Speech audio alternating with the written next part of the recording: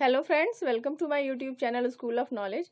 आज मैं आपके लिए सूक्ष्म शिक्षण से संबंधित पाठ योजना को लेकर आई हूं और इसके अंतर्गत हम आज जो कौशल पढ़ेंगे वो है व्याख्या कौशल, जिसे हम व्याख्यान कौशल भी कहते हैं।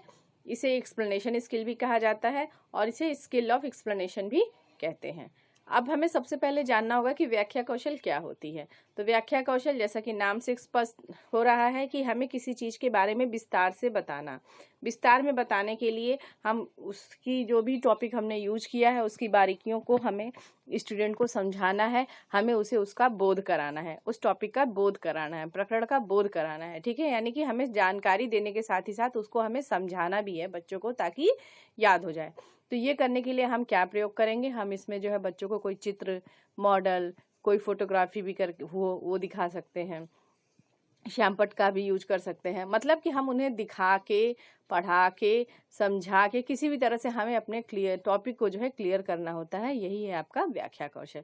ठीक है, तो आइए देखते हैं कि व्याख्या कौशल में हमने आज का जो टॉपिक लिया है राष्ट्रपति, उसके लिए हम पाठ्य योजना कैसे तैयार करेंगे। तो इसमें हम सबसे ऊपर लिखते हैं, सबसे हेडिंग डालेंगे आप व्याख्या या व्याख्यान कौशल।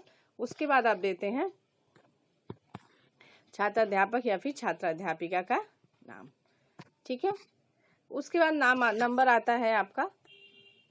इसमें विद्यालय का नाम नहीं लिखा जाता है, क्योंकि जो होता है ये आपको पता है कि जो सूक्ष्म शिक्षण की क्लासेस चलती हैं वो आपके अपने विद्यालय में चलती हैं और जो स्टूडेंट होते हैं वो आपके अपने सहपाठी होते हैं।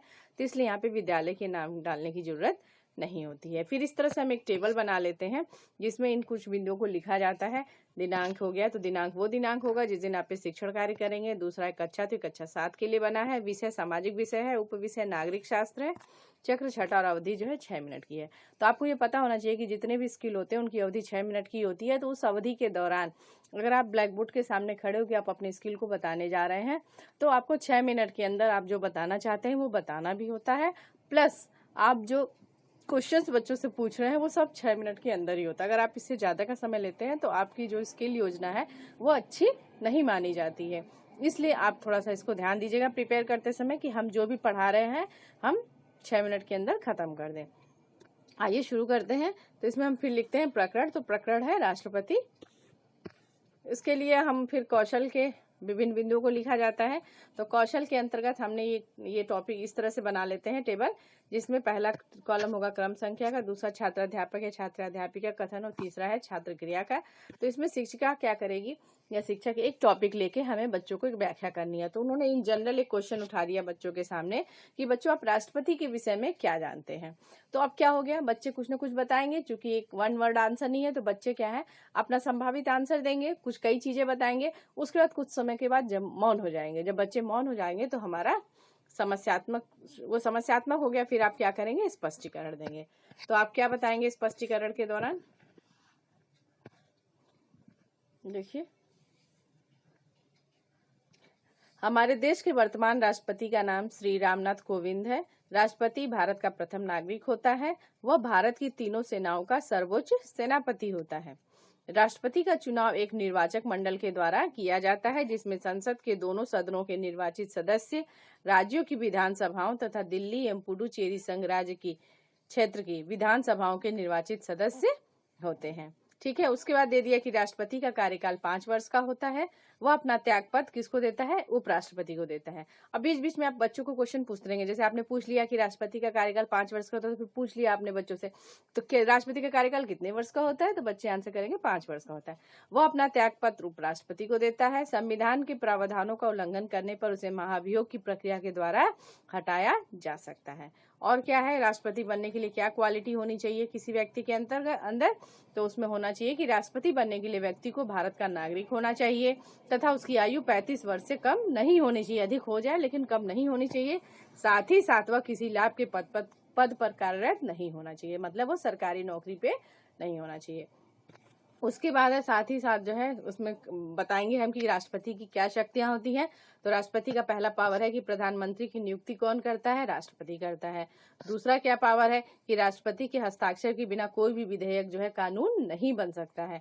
और तीसरा है कि यदि किसी व्यक्ति को फांसी की भी सजा दी गई है तो राष्ट्रपति उसे माफ कर सकता है। और साथ ही साथ अगर कोई इमरजेंसी की घटना होती है, कोई आपातकाल की स्थिति होती है, तो आपातकाल की घोषणा कौन करता है? राष्ट्रपति करता है। तो इस तरह से आप राष्ट्रपति के बारे में बच्चों को बता देंगे। और ये सारे बच्चे जो हैं, ये सारी चीजें जब आप बताएंगे तो सभी छात्र जो ध्यानपूर्वक सुनेंगे और उन्हें कुछ नोट करना होगा तो नोट कर लेंगे। ठीक है, उसके बाद आप क्या करेंगे, आपने जो पढ़ाया उससे संबंधित बोधात्मक प्रश्न बच्चों से पूछेंगे। तो जैसे कि पहला, और 1 बाय 1 ही पूछेंगे। जैसे आपने शुरू किया था पढ़ाना, तो उसी सीक्वेंस में ही क्वेश्चंस को पूछना है, ताकि एक पुनरावृत्ति भी हो जाए। जो अभी आपने पढ़ा है बच्चों को फिर से याद हो जाए, रिपीट हो जाए वो चीज।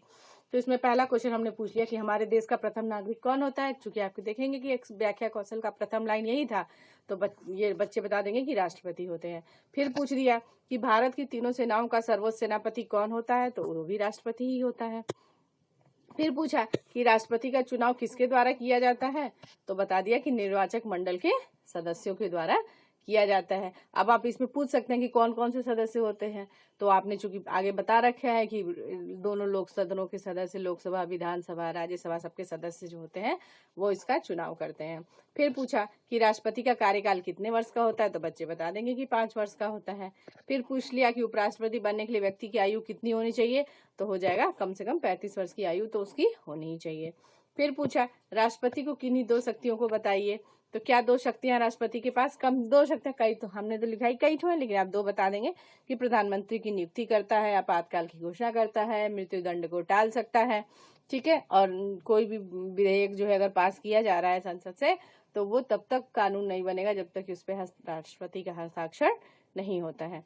ठीक है, तो इस तरह से ये पॉइंट्स होते हैं जो आपको बच्चों को बताने हैं। ठीक है, उसके बाद हम बनाते हैं दूसरा कॉलम बनता है, वह होती है घटक की, कौशल के घटक की, जिसमें हम हेडिंग डालते हैं व्याख्या कौशल की निरक्षर तालिका।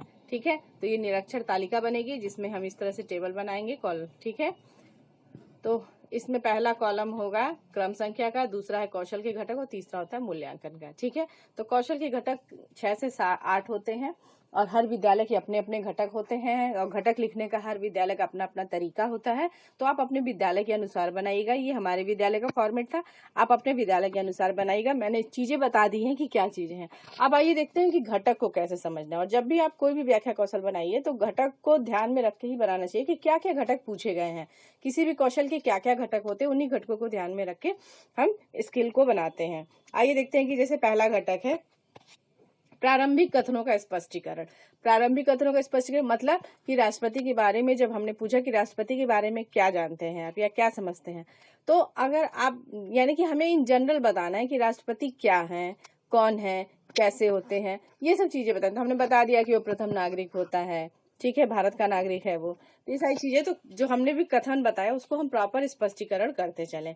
अगर करेंगे तो आपका यहाँ टिक होगा, नहीं करेंगे तो इस जगह पे टिक होता है। ठीक है, दूसरा व्याख्या प्रक्रिया में प्रश्नीकरण। मतलब जब आप बच्चों को राष्ट्रपति के बारे में बता रहे थे तो बीच बीच में उनसे पूछते रहिए। आपके जैसे पूछ लिया कि अच्छा एज कितनी होनी चाहिए राष्ट्रपति की, या फिर पूछ लिया कि राष्ट्रपति का कार्यकाल कितने वर्ष का होता है। तो मतलब आप पढ़ाएं और फिर उसी में एक बार क्वेश्चन भी एक पूछ लिया। तो ये हो गया आपका व्याख्या प्रक्रिया में प्रश्नीकरण। तीसरा है व्याख्या धारा प्रवाह। मतलब जब आप राष्ट्रपति के बारे में बता रहे हैं तो एक सीक्वेंस में, एक फ्लो में बताते चले जाइए। ठीक है, ये नहीं कि अब आप भूल गए राष्ट्रपति के बारे में बता रहे हैं, बताते बताते आप चले गए प्रधानमंत्री के बारे में बताने, या फिर भूल गए तो किसी फिल्म का गाना याद आ रहा है आपको। तो ये चीज नहीं होनी चाहिए। मतलब अगर आप राष्ट्रपति पे फोकस कर रहे हैं तो राष्ट्रपति के बारे में ही आपको A to Z जो भी आपने कॉपी में लिखी हुई है वो सीक्वेंस बाय सीक्वेंस आपको छात्रों के सामने रखना है। तीसरा है कथनों में तारतम्यता।